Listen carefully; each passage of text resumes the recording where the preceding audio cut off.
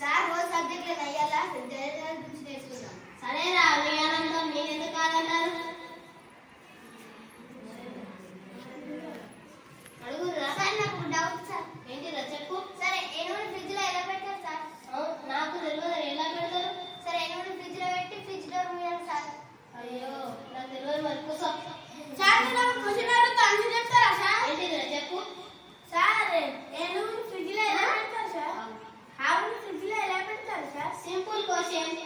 fridge door తీసి